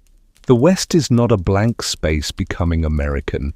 It is a contested world being remade by unequal force. As the day moves forward, you enter a town changing before your eyes. The earlier frontier of isolated prospectors, rough camps, small farms, and improvised law is giving way to organized capital, rail connections, and corporate control. The wildness is not disappearing into peace so much as being converted into systems. The The railroad is the great engine of this transformation. Completed across the continent in 1869, it collapses distance and brings goods, people, news, and power into places once defined by isolation. A journey that once took months can now happen in days, and that change rewrites the meaning of the West. But connection is not automatically freedom. Rail lines allow markets to expand, resources to be extracted more efficiently, and Eastern manufactured goods to pour into Western communities. The same tracks that bring opportunity also bring competition, dependency, and outside control. Small miners struggle against corporations with equipment, capital, engineers, and political influence. Family farmers face railroad rates and market prices they cannot control. Independent ranchers find themselves competing with cattle companies backed by investors who can absorb losses that would destroy a smaller operation. Corporate power reaches into politics. Railroads, mining companies, timber interests, and large landholders shape decisions about water, land, minerals, taxes, and transportation. What chance does an ordinary settler have when the future of a territory is negotiated by men whose influence travels faster than any wagon? Towns begin to look more permanent. Banks, schools, churches, newspapers, theatres, and civic organisations appear where tents, shacks, and saloons once dominated. Streets are surveyed, wooden buildings give way to brick or stone, and local governments begin regulating behaviour that once slipped through gaps in authority. For some people, this is progress. It means safety, schools, family life, predictable business, and a future less dependent on personal violence or improvisation. For others, it feels like the closing of the very freedom that drew them westward in the first place. Those who came seeking escape from Eastern rules may feel civilization catching up behind them. Taxes, ordinances, courts, property boundaries, fences, timetables, and social expectations begin to narrow the open spaces of possibility. Some adapt, some resist, and some keep moving farther out, chasing a frontier that is already shrinking. The declared closing of the frontier near the end of the century becomes more than a census observation. It becomes a psychological shock to a nation that has used westward movement as an answer to pressure, ambition, and identity. What happens to a people who have defined themselves by moving outward when there is no longer an endless outward left? Violence changes too. Professional policing and courts slowly replace vigilantes and personal revenge in many established communities. But this does not happen cleanly, and the transitional period produces the figures later turned into icons. Men like Wild Bill Hickok, Wyatt Earp, Billy the Kid, and Jesse James belong to this uncertain space between law, crime, spectacle, and memory. Their real lives are more morally tangled than the simplified versions that come later. They are not pure heroes or villains, but men moving through unstable worlds where violence, reputation, opportunity, and survival blur together. Hickok's legend turns him into a flawless gunman, though real gunfights were confused and imperfect. Earp's life crosses law enforcement, gambling, vice, and vengeance, resisting any clean, heroic outline. Jesse James becomes romanticized as a rebel outlaw, while the victims and brutal politics behind his violence are pushed into shadow. This is how mythology begins its work. It selects, brightens, erases, and rearranges until history becomes easier to sell and easier to believe. But why does a brutal, disease-ridden, unequal, exhausting frontier become one of the most beloved legends in the world? Part of the answer is timing. The myth of the Wild West grows most intensely just as the actual frontier is being absorbed, regulated, connected, and transformed. People begin celebrating the wildness most loudly when it is already disappearing. Buffalo Bill's Wild West shows off staged versions of battles, riders, sharpshooters, and frontier drama to audiences far from the realities being performed. These shows are not designed to preserve truth. They are designed to thrill, reassure, and package the West into scenes people can understand quickly. The danger becomes entertainment once the audience no longer has to live inside it. Diamond novels do something similar. Written largely by authors far from the frontier, they turn messy lives into simple plots of bravery, villainy, danger, and reward. The West becomes a testing ground where courage is clear, violence is justified, and good men prove themselves against evil. Hollywood later perfects the image. The lone cowboy, the noble sheriff, the wicked outlaw, the savage enemy, the empty desert street, the fair gunfight, the woman waiting, the sunset ride.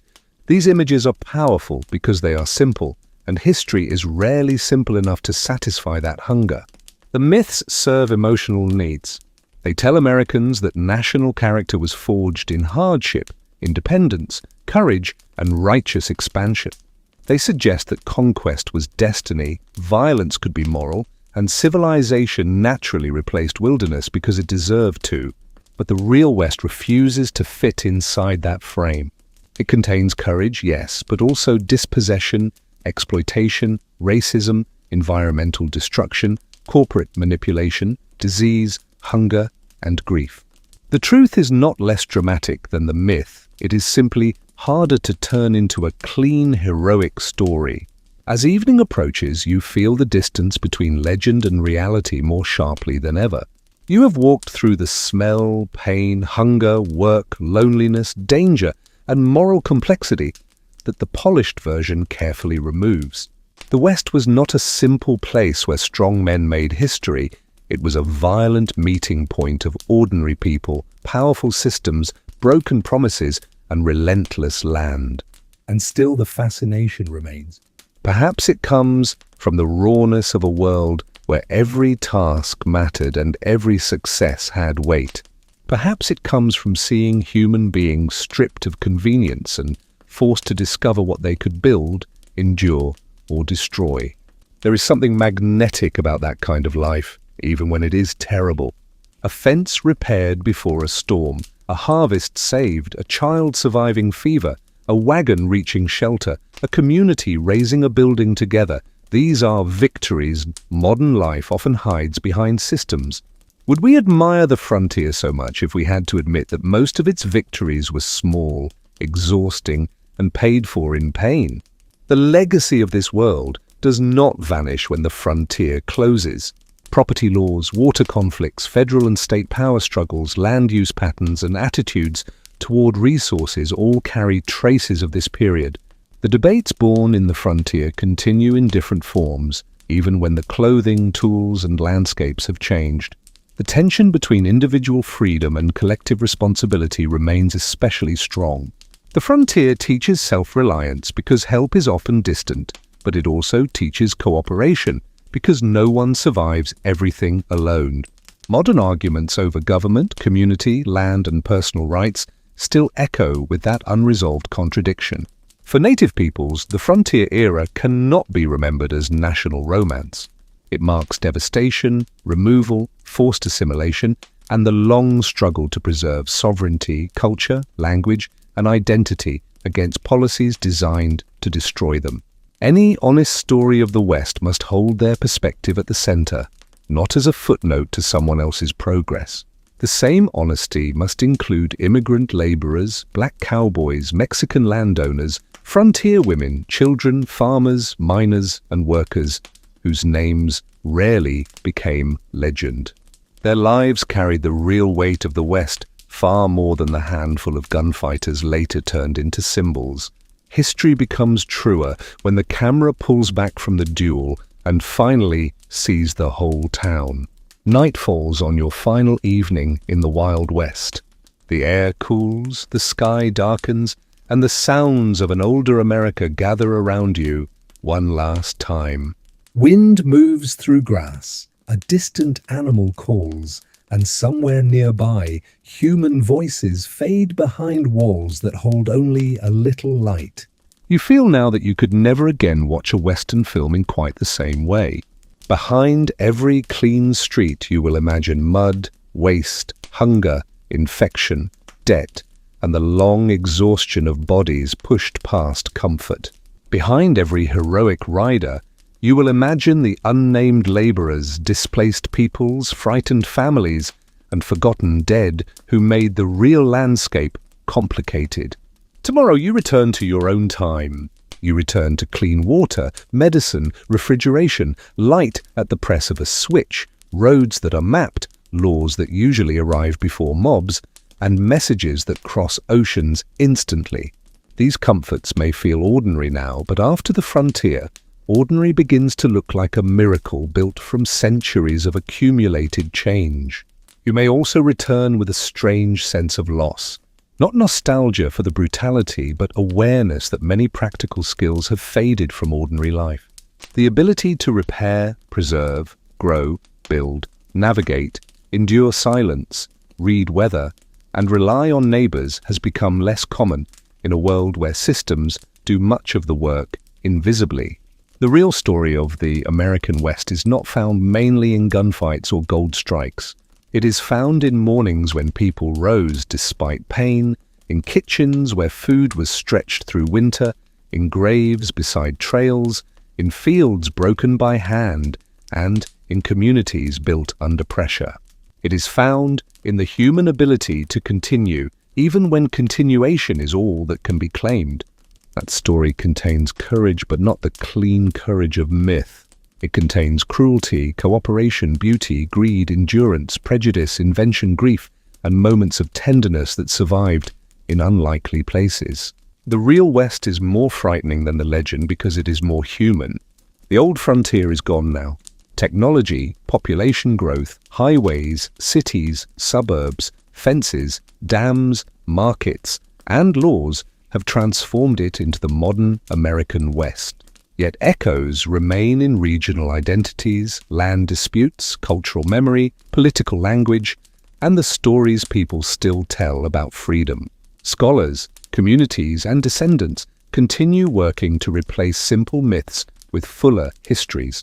That work is not meant to destroy fascination, but to deepen it. The truth does not make the West smaller. It makes it vast enough to include everyone who paid its cost. As you lie down for the last time in this imagined past, the boundary between then and now seems thinner. The frontier questions have not disappeared.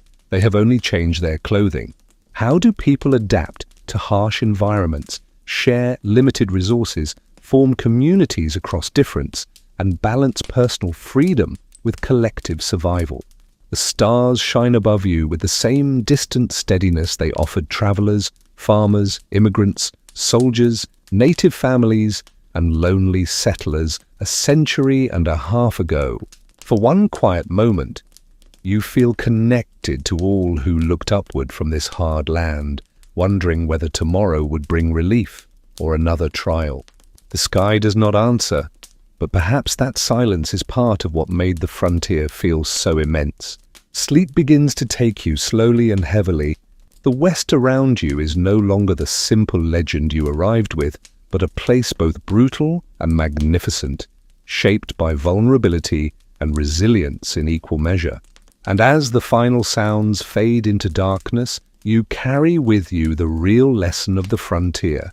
Survival was never guaranteed, beauty never erased suffering, and history is always more dangerous than the myth built to replace it. Sleep comes slowly, and with it comes the feeling that the frontier is not finished speaking. The darkness around you seems to hold everything you have seen, not as separate scenes, but as one long pressure placed on human life. And in that pressure, the West becomes less like a place you visited and more like a question you have not fully answered. You have seen how easily legend covers suffering. A clean story can turn hunger into adventure, exhaustion into bravery, and violence into spectacle.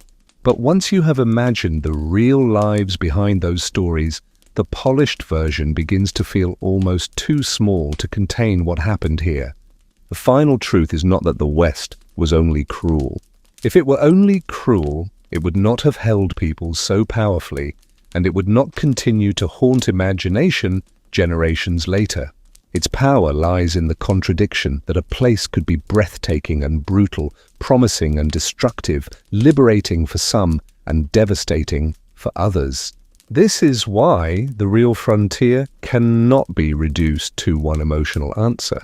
It was not simply a dream fulfilled, and it was not simply a nightmare endured. It was both at once, depending on where you stood, what you owned, what was taken from you, and whether history later chose to remember your name. For some, the West meant land after years of poverty. For others, it meant the loss of land that had held ancestors, ceremonies, food, and identity for generations. How can one story honestly celebrate arrival without also hearing the voices of those for whom arrival meant invasion? For some, the frontier offered reinvention. A person could move beyond old failures, old debts, old social limits, and attempt to become someone new beneath a larger sky. But reinvention was never equally available, and the same frontier that opened doors for one group locked another into exclusion, labor, or removal.